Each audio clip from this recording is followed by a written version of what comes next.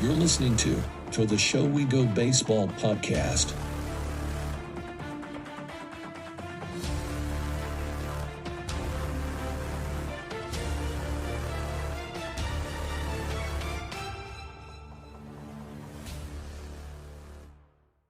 What is going on, everybody? Welcome into episode 60 of To the Show We Go. We have Chris Henrique and myself, Andrew Parker.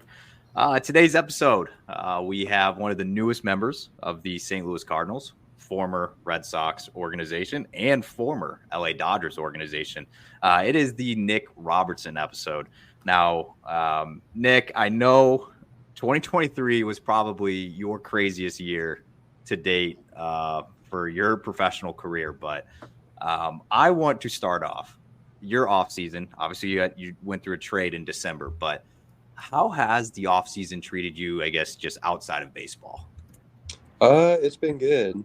The first couple weeks after the season's over, come back home and take a little bit of time off, getting to see some family and hang out with them. And then my wife and I went on anniversary honeymoon this December to Cancun, so that was a lot of fun.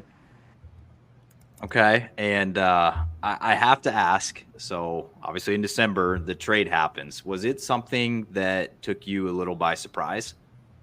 Yeah, I think at first, just because, I was getting ready to go eat dinner with my family, and then all of a sudden I got a phone call, and Breslow just introduced himself to me and was talking to me for a little bit, and he said he just wanted to be the first one to let me know that they were trading me to the Cardinals. So it kind of caught me off guard by a decent amount.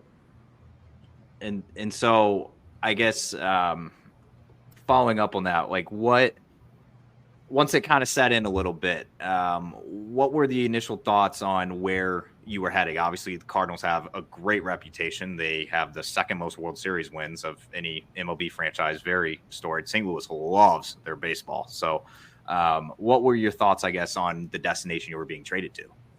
Just really excited.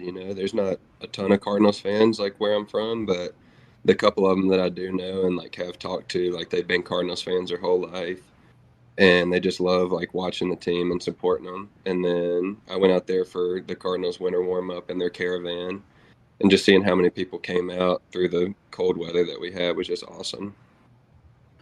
What was your initial reaction? Because they do it a little differently, I think, than what the Red Sox do, as in they all go out to out to Springfield and kind of put everybody up on the stage and all that. And I think it's interesting that the caravan, they they split up all the guys and they have them go to places in Missouri, places in Illinois, just all around the area. So what was your takeaways from after completing the caravan? It was cool. I enjoyed it. I was on the caravan that went to Springfield, so I had been there a couple times before when I was with the Dodgers playing in Tulsa, so I've seen the other side of it. But to be on the Springfield side and see all the fans and how much they come out and support the team, I think it was just really encouraging. So we have to dive into 23. So I pre off season trade, obviously. So I talked to you a little bit, and I think the story, about the trade coming over from the Dodgers to the Red Sox, and you were just getting your feet wet in the system. But you also spent some time in the MLB bullpen. So I guess looking back on 23, you made your debut. You got traded to a new organization, well, two at the end of it. But what was your takeaways from, during the season? Just I guess I want to hear from you on if you look in the rearview mirror, how would you, describe how 2023 went, the baseball season? I'd say it was pretty good. Definitely exciting to be able to make my debut and be a part of a major league bullpen. But I definitely think there's a bunch of learning curves and just lessons to learn. Just looking back at it, take some of the stuff that I learned from once I was up there and kind of implement it into this season. And what were your thoughts on spending some time in the Fenway bullpen? I loved it, just being able to be up there with those guys and talk to some of the older veterans who have been there and kind of learn from them. Just, it wasn't a very successful season for Boston standards, but just being able to learn as many lessons as I can and how to pitch in certain situations that is priceless. Yeah, I wanted to jump in there. So a couple of things that we noticed was you used the sweeper last year. How'd you go about learning that pitch, and what was that process like? So it started when I was with the Dodgers. I didn't throw my slider very much, and I was just kind of looking for a third pitch at first to be able to land for strikes and just kind of get them off the fastball and change up. And then once we settled on the sweeper and it got consistent, it kind of turned into a better all-street pitch than I was hoping for at the start. But now I'm excited to keep using it and get it consistent. But I think it's just another weapon that I can use coming in out of the pen. Use the changeup a lot, and then it almost seemed like that went away. Was that something like the Sox had you stop utilizing while you came over here? Was that something you kind of got rid of halfway through the season? I don't know. I think it was more of like at the end of the season, I kind of switched. I had more confidence in the sweeper, even though I just learned it, and I was able to execute it a little better than I was with the changeup at the end. So I think it was more of like personally executing stuff, and then just like, I face a ton of righties, so I think it's a good pitch to righties and lefties. But for the ones, depending on like their heat maps and everything like that, I faced a lot who struggled against spin. And last one under like that pitching, you also kind of like move some spots on the pitching rubber. Do you do that a lot? Is that something that you tinker with? Is it just try to get like a different feel, different angle? Because I mentioned that because there was a few guys in Worcester. Paul Abbott had them move around. I know Caleb Ort was one of them. He had to move closer to the first base bag. Just kind of get your thoughts on moving around on the rubber. Yeah, so I've been on both sides in previous years, just whenever going back and forth. But this year, like when I switched, it was more of a trying to create a angle to throw the fastball inside the lefties. We had talked about it and being on the first base side when I was struggling against lefties, like my fastball going into him was kind of coming more on a straight path, as opposed to being on the third base side and it creating a little more angle from the side. This sweeper talk has gotten me just kicking the tires a little bit, but Nick Pivetta has been very open about a new pitch that he learned and started throwing last year, and Chris Martin had a lot to do with it. He was talking very highly of a pitch he called the whirly bird. As when you were in Boston, did you have like any veterans? Like, did you get to pick any of their minds, maybe about like any of your pitches, or does anybody stand out to you that did that? I wouldn't say home streams a voiceover off. Not sure what happened there. Sorry.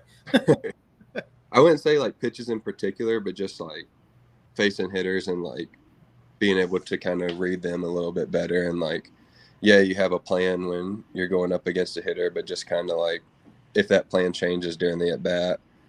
I'd say I'd talk to Marty a lot, and then also would talk to Pivetta whenever I was around him, even though he was in the dugout, I was in the bullpen, but just learning anything from those guys. All right, I got to ask a random question here because I know my good friend Ed Hand would want me to ask this, but how and when did you earn the nickname Big Country? I got it when I was in college, but if you ask any of my closest friends, I'm not really that like country. Like, yeah, I'll wear boots and like work outside, but I don't go hunting a whole lot. I'll fish every now and then. But in college, my freshman or sophomore year, I can't remember, I wore a cowboy hat and boots to a party, and just from then on, that's what they kept calling me. So it's one of those things, and obviously the big part's just due to your height. So, So how did that stick though? Like, I guess I was doing a little bit of digging, obviously, and I know when the JMU baseball account would post like "Do your thing, Big Country," and obviously when you would come into the game, so that just like stuck. And then once you got to pro ball, I guess people just kind of heard about it and kept it going. Yeah, I didn't get called it as much in pro ball. There's a couple people every now and then that would call me that. But yeah, my time at JMU, it just kind of stuck the whole time, and that's what people would call me. So I just kind of went with it. I'm going to steal this from Chris because he did ask something earlier, but were you a two-sport athlete growing up? I actually played 3 sports in high school. I played golf, basketball, and baseball, which golf was more kind of fun. I wasn't very good at it. Still aren't very good at it, but I enjoy playing it. But I'd say predominantly basketball and baseball.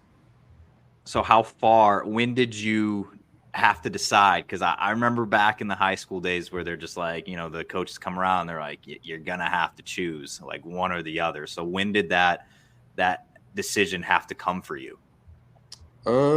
I'd say probably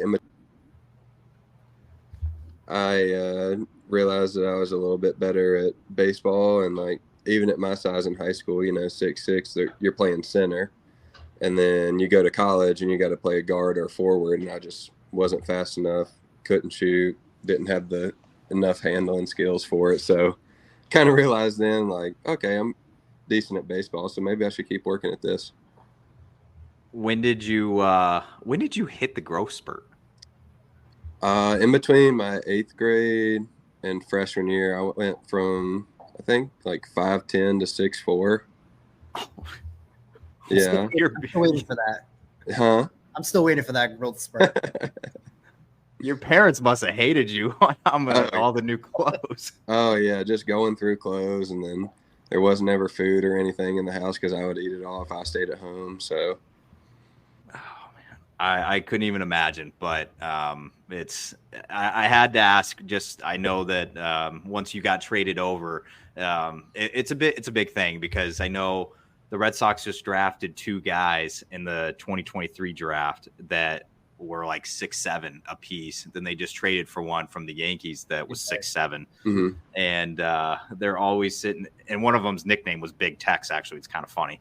Nice. But everybody makes such a big deal about it on Red Sox Twitter. I don't know if you do you pay attention to what people say on social media? Are you one of those guys that likes to search your name, or are you more just like, I don't need to see it? Yeah, I don't really try to search it as much. My family always does, like after a game, and they'll try to tell me, and I'm just like, I don't want to hear about it, whether it's good or bad.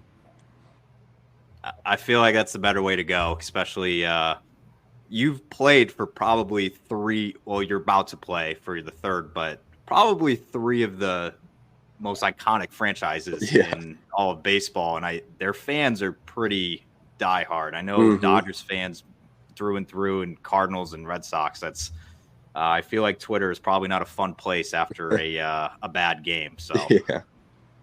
I had to ask. But I want to ask about I said I wasn't going to do it earlier, but I am going to do it, the original trade. So I know I probably asked you about it, and I probably have put an article out about it, but I just wanted to ask again now that we're on the pod. But coming over in that mid-season trade, what was it like for you switching organizations in the middle of the season and having to reacquaint yourself to facilities, coaches, new teammates? Like, what was that process like for you? Just kind of like a lot of shock at first.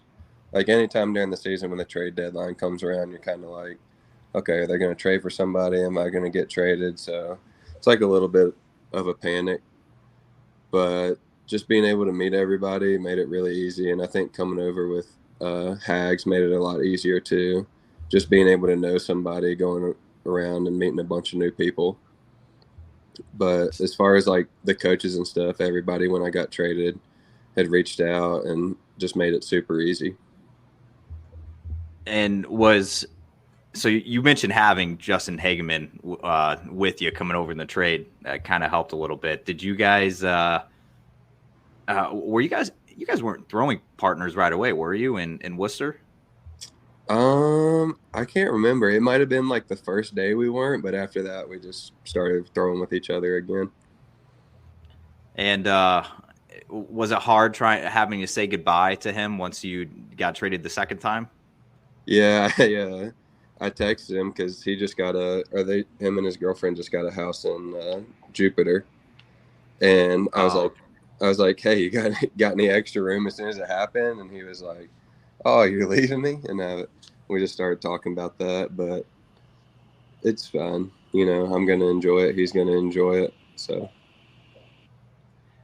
What were some this offseason, trade aside, any of that? I know you obviously got to enjoy some time. You said earlier you got to enjoy some time in Cancun, so that's probably well-deserved after the long season. But we've talked to a lot of guys that are very big into where they train in the offseason, a lot of Cressy guys floating around, a lot of, there's, you name it, there's a ton of other facilities out there. But where have you kind of been calling home this offseason for training purposes? And I guess what kind of things have you been working on heading into next season? At the beginning of the offseason, I was just back home where I grew up, just working out at the local gym and then going and throwing at my high school. Now I'm in Knoxville with my wife. She's doing a physical therapy clinical at the Children's Hospital here. So we're out here she'll be out here until the end of March, but then I'll leave next Friday. But I think the main focus is just like overall strength and then like consistency in the pitches, being able to execute them whenever I want to more often than I did last year. I hope you're okay with the Vols country out there. I don't know if you grew up a fan or what, but no, my wife's family, her whole family, are actually huge Alabama fans. So, it's tough. Alabama above your. Got some Alabama stuff up above the wall. So did they go in mourning, I guess, after Saban retired? Yeah, they were pretty sad about that. Do you like for just for like sports in general, you know, when you're not doing baseball, you an NFL guy, do you follow the NBA, do you do other sports, you just strictly focus on baseball?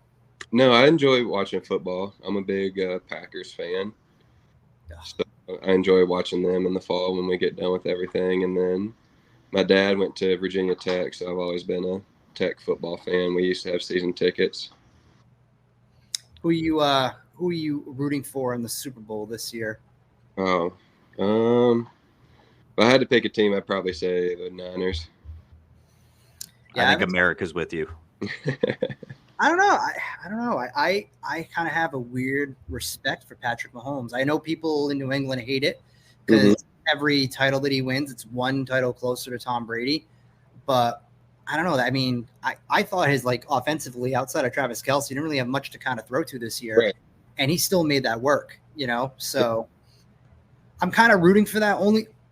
Also, too, if Andy Reid retires and Bill Belichick does happen to slide in there, he'll be like the luckiest dude on the planet to be able to coach Tom Brady and then Patrick Mahomes. So I guess I'm secretly rooting for the Chiefs, but I mean, I wouldn't hate if the Niners won. Yeah. I have a couple. We're all over the place. I'm sorry, this is how this podcast runs, but I'm dipping back to the baseball side of things. I had a question. You had Tommy John surgery in 2017. Mm-hmm. How do you feel after having the Tommy John surgery?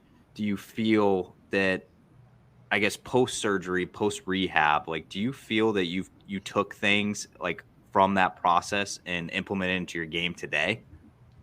Yeah, I would say so. I think the whole process was kind of like eye-opening, you know, because committed to JMU, went up there and pitched in the fall, and not that it wasn't easy, but like, you know, just going up there and being on the team, and then like all of a sudden before my first season I have to have surgery, and it's like, oh, okay, well, if I'm gonna get back there and play, like, you know, you got to put in some serious work. So I think the whole process has definitely helped me, like, as I've gotten into pro ball, is like, you know, everything's not going to be perfect and you're not always going to be successful, but like, you're going to have to work from the failures and learn from them and then just build back up and get right back to it. Did you have to notice, or did you notice any changes within how you go about either preparing or after you're done working out now that you've had that surgery? Are you pretty much kind of like back to normal as what you were pre-surgery? I would say now I feel pretty back to normal. You know, I started doing, like, since the surgery, I started doing a lot more arm care when I'm done. Kind of increasing like long toss to help strengthen the arm and just try to do as much as I can so that way hopefully it doesn't happen again, which, you know, it could happen whenever, but just trying to do as much preventative stuff to take care of it as I can.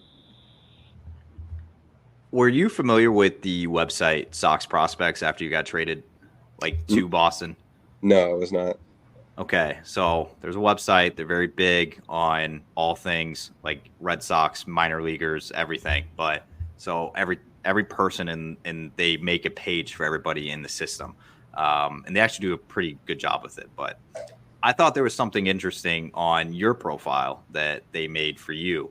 And it's, they kind of go through the mechanics, like what pitches you have, career notes, like all that stuff, So there is one thing, though, that I wanted to ask you about. So they put on here that you have, when you're on the mound, you have an aggressive bulldog mentality.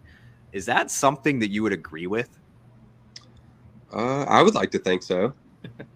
That's how I feel when I'm out there. I mean, I know I don't show a whole lot of emotion, whether it's something good or something bad, but personally, I just can't do it. I feel awkward when I'm trying to show emotion, like after something good happens. But I think the biggest thing is just like nonverbal communication, That's why I try to keep like a straight face and just be out there and like just try to attack every guy. So you've never been a guy to strike a guy out in a big spot and let out a big roar or like pound your chest, nothing like that? Nope. So you don't have an issue though, do you, on either side? No, I don't have an issue either way. If I give up a home run in a big spot or just a home run in general and somebody wants to flip their bat and celebrate, like, I don't care. You earned it, Or if a pitcher comes in and like second and third tie game and strikes the last guy out, like, who cares if you show emotion? Like, you should be excited for it. I'm with you, and I think a lot of people are. But the way you're describing yourself right now, which I did look as well, and you've closed out a few games in your professional career and college career. Mm-hmm. And we always kind of joke about this, especially like when we were hanging around the team in Worcester this past year. It struck me like a guy like AJ Politi that's very calm, very collected, very quiet, goes about his business. But when he's on the mound, he's kind of a lunatic, like in a great way, obviously. Yeah. And you have to be if you're going to be on the mound in the ninth inning. If there's two guys on, only up by one, like that's the guy I want out there. Is closing games something that you kind of live for? And is that something that going into now that you're into year 2 now of being in the professional, like in the big leagues, is that something going forward that if you ever get that opportunity, you're going to seize it? Yeah. I mean, I don't think I'd say it's something that I live for, but I would say like just being able to have that opportunity is a great thing because, most of the time when you have a closer, like you're trusting that guy to get the last 3 outs and finish the game. And I definitely enjoy doing it, but I'm open to whatever the team needs me to do on any night, whether it's come in and early relief or middle relief, whatever they need me to do. But I do think that there's a certain aspect of closing games that just makes it fun. I got to ask it. I don't want to ask it just because we talked about it so much in the season. Chris knows what's coming. But I want to know your thoughts. I just asked Corey Rozier, who came on the last episode, and he spent some time in Worcester. But I need to know, do you like or dislike the ABS? Depends. When I was in Oklahoma City in 22, they had it that year, so I got some experience before the people in Worcester got it and before they changed it. And I don't think it's bad. Like, I think if they could figure out a better way to do it, it would be good. But I think the hardest part is when, you're in AAA pitching to the ABS, like you're trying to throw balls over the zone because, the umpire's not calling it if it might be an inch off the zone. And then when you get caught up, you've been doing that for so long, and it's like, okay, I'm not trying to miss over the zone, but like just what you've been doing, you're kind of like trained to do that, if that makes sense. Yeah, I agree with that because like I was talking with someone earlier this week about the ABS and they were kind of basically saying like, you look at some AAA hitters who raked, and they get called up, and then it's almost like they seem lost of the dish. And it's, well, when the ball is pretty much over the heart of the plate, or it's going to be, in that box that, that you're getting, it's almost like it doesn't create, I don't want to say like fair. I don't think that's what I want to use, but it doesn't really, I think, set people up when they get to the next level. Same thing too with the pitchers. I even look at it from the catcher side of it too. Did you get a chance for Caleb Hamilton to catch you when you're in Worcester? I feel like I probably did. I think I got each one of the catchers a couple times. Because Caleb was pretty outspoken on just, not a fan of the system, especially for someone like him, who Chad Tracy called him an elite framer. And every time that we bring him up, I say that, and being able to see that, every single week, you could totally see it. That's why it is intriguing to kind of get an idea of how you guys felt about that. It kind of is what it is, right? You got to go by it, but it seems to be really like a mixed bag. Some guys are just like, yeah, it is kind of what it is. Others, are pretty vocal about it. Is that something though you would want to see at the big league level, or do you think that the game's still in a good enough spot where you don't need to have that? Yeah, I don't think that the ABS needs to be there. I think if they were going to try to implement it in any way, maybe use the challenge system. But even then, I feel like that's pretty far away still. Because like you said, like the defensive catchers who are so good behind the plate, it kind of takes away from like half their job, Yeah, I just look at somebody like that who, if that's your calling card, you know what I mean? That's your bread and butter. If a machine's just going to say, balls or strikes, it's almost like, how do you go about, reinventing yourself? There are just some guys who are not good hitters. You know what I mean? Like, it just is what it is. Like, you can work at the craft, but, where if you're, elite defensive catcher, I feel like the game is slowly like erasing that art out of it. I don't know. But, yeah. Yeah, I mean, Nick's heading to, I think, a good example, which he's heading right to Yadier Molina country, which I know Molina had some good years offensively, but his calling card was the way he managed the staff, the way I think I saw a stat the other day of his throwing out runners on base was just like astronomically higher than whoever was next on the list during his tenure. But it is kind of taken away from that. It's like, are you going to have another, if that gets implemented, are you going to have another Yadier Molina? Like, I don't know. It's like, but all right. So ABS aside, but I did want to know though, I don't think there's any stats, any way to track it. And I don't recall offhand, but did you ever get to hit tap the head for a challenge when you were pitching? I didn't personally, just because we had a meeting when I was with the Dodgers and we kind of talked about like, the catcher probably knows the strike zone better than us. And like, pitchers can be a little emotional when it comes to strikes and balls. So we would always want to tap our hat or do whatever on the mound to check it. But I kind of left that up to the catcher just because I feel like he had a better judgment call on where the pitch ended up and kind of knew the umpires back there. Did you like that aspect of it though? Like when you did see a challenge and it was like maybe late in the game and they would shoot out to the video board and the crowd would be like, oh, like as it's coming in to see if it is like, I feel like everybody kind of likes that part. Yeah. I mean, I remember one in Worcester this year. We were playing Norfolk and I think the tying run was on second or third and the umpire rung up the hitter and the hitter challenged it because they had one left and it ended up being a ball. So it went from 2-2 to a full count. I was kind of like, oh, that's nice. I remember that. It was Politi was on the mound. I asked him about that because I think it was the last game of the year, maybe home game, I think. Yeah. And everybody was like, we were all down there like ready to go out on the field and they were just like, thought it was over. And then they were like, no, it's a challenge. And everybody was like looking up the board. I thought that part was kind of cool. I don't know. Yeah. But Chris, I have a couple more baseball-related questions, and then I'm going to get into my speed run. So do you have anything left in the tank here? I'll wait till you get to the speed run because I might be able to piggyback. I might be able to piggyback off that. Okay. So you played in 2023. You made your debut, and you got to call home the two of the three oldest ballparks in the league. Wrigley's still a thing. They're not going to tear that thing down anytime soon.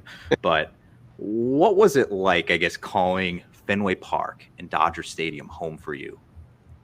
It was really awesome. I went to Fenway for the first time when I was in college. We were playing against Northeastern, and we went to a game on Thursday before our weekend series. And just sitting in the stands up there and kind of looking around, I was like, man, this place is pretty cool. Like, it'd be awesome to pitch here. And then Dodger Stadium, the first time I went there was in the off season. And just being able to, like, be there and see the stadium and how it was built, it was so cool. And then being able to, like, actually pitch in both stadiums and, like, see people there for the game, it's just kind of, like, breathtaking.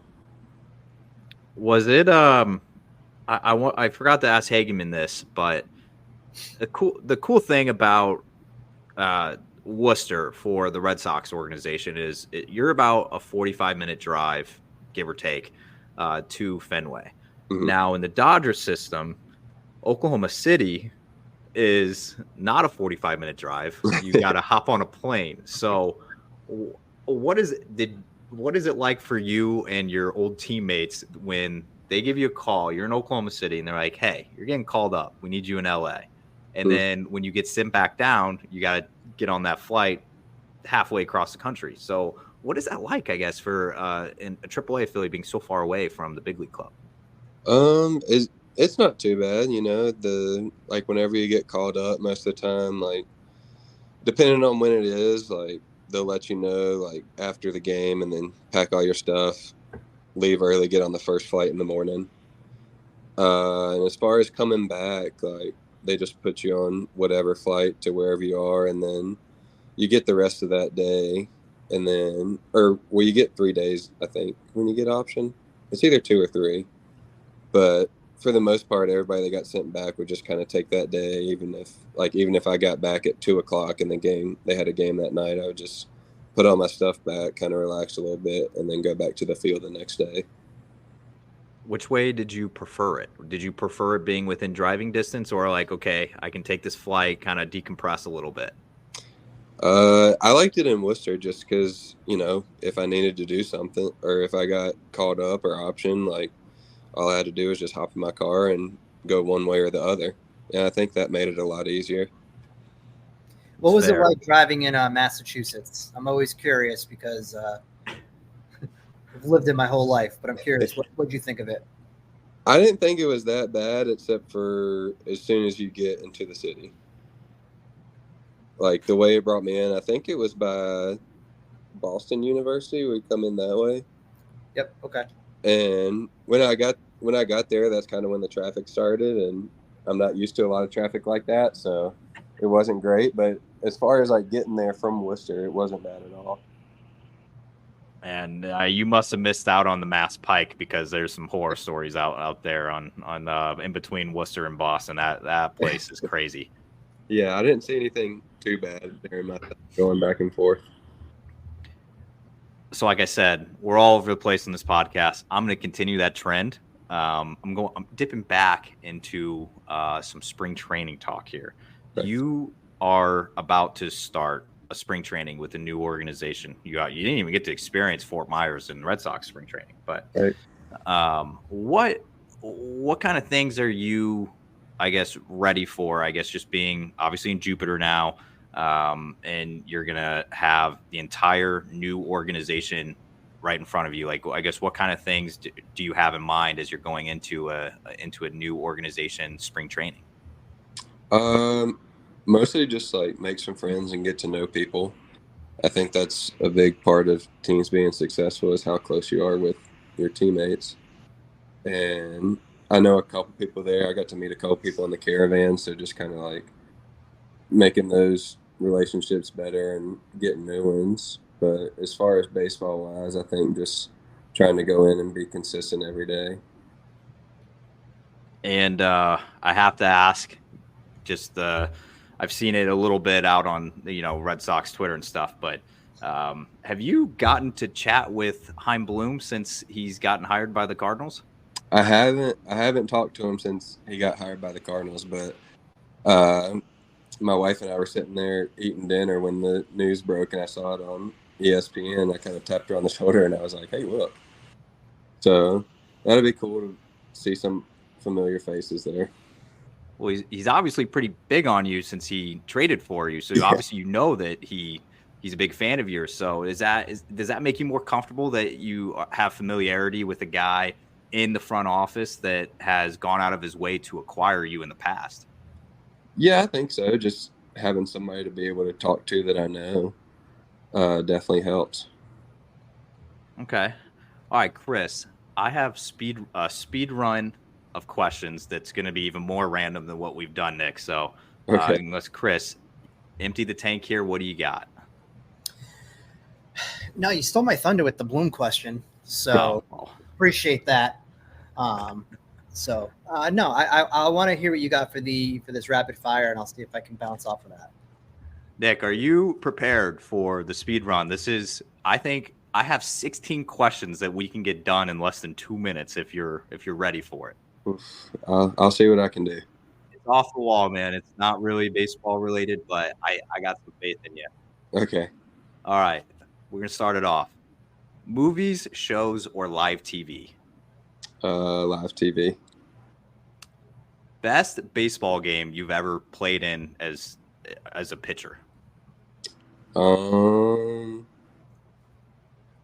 say the Pablo Reyes walk-off was pretty cool. Okay. That's an iconic one. What song will be your walkout song in 2024 and why? Oof. I hadn't had a walkout song the past couple of years, so I'm still deciding that. What are some considerations for it? Dire Straits, Money for Nothing was my one in college, and then I also had September by Earth, Wind and Fire, so maybe go back to one of those two. Sheesh. All right. Some good ones there. It's going to be a tough choice, by the way. Yeah. By the age of 30, you want to have accomplished what?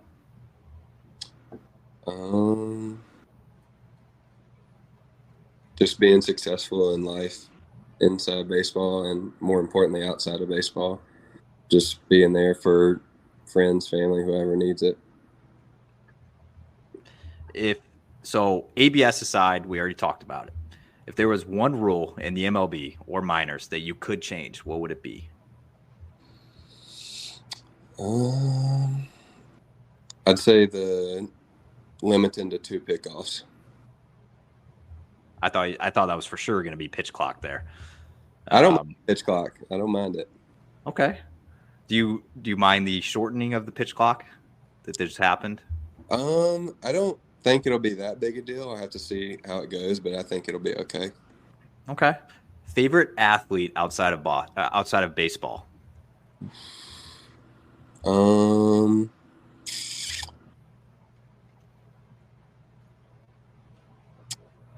I don't know. Let me think. You can pass if you need to, but Jordy Nelson. Jordy Nelson, nice. Okay. Favorite TV show of all time? I just finished watching Game of Thrones, so that one was probably up there right now. Do you think the last season was rushed? I do, but they were talking about how much money it costs to make an episode, so I kind of understand it. I don't even want to know. It's probably something insane, wasn't it? It was pretty bright. I thought it was great. I just thought it was rushed. Yeah. Weirdest baseball superstition that you have or you've seen in person? Not anymore, but when I was in high school and college, I used to drink a thing of apple juice and eat 4 mini powdered donuts before I would pitch. Why did that stop? I don't know. I just kind of realized that that wasn't the best thing before a game, so kind of just stopped doing it. Okay, fair. It's nutritionists in minor league ball would probably get on you for that one. Yeah. Like, really, dude? Yeah. All right. I like that one. Who is the player you have played with or against that left you thinking like, sheesh, that guy was probably the best athlete I've ever seen? Probably Mookie. Like that's pretty fair. Yeah. What is a guilty pleasure of Nick Robertson? If my mom makes cookies, I got to have at least 3 of them that night. What kind of cookies does she excel in? She makes We call them pan cookies, but it's basically just cookies in like a cake pan or a brownie pan. I love them. Oh man! All right, you're a married man. So, what was the most stressful part about wedding planning? Well, if I say anything was stressful, my wife will know I'm lying because she did all of it. But I would say getting everything set up because we couldn't go in early. We had to set up everything the same day as the wedding. It is stressful. I'm planning my wedding right now, and my fiance is the real MVP. So I understand that. Same. Most important question I have next: favorite fast food fried chicken chain? I don't want to go Chick-fil-A because that's too mainstream. Good man. I'd say around where I am, probably Bojangles. But Okay. Cane's is a close second. Can we get some love for Zaxby's? I don't have it that often, but when I do have it, it never disappoints. Okay, I'll accept that. We're gonna stay on the chicken line here. Are you a drums or flats guy when you get wings? Ooh, I like flats. Drums. Okay. I love drums, but I can mess around with some flats. I'll dab them both. I got 3 more. We can knock these out. This is a little more than 2 minutes. I'm testing this out. So, Okay. You've already kind of hinted at this, but do you have a go-to pregame stack now? When I was with the Dodgers and OKC, they always had Uncrustables. So I would say if I can find an Uncrustable, that's pretty go-to. All right. One fun fact about JMU or weird fact that most people wouldn't know.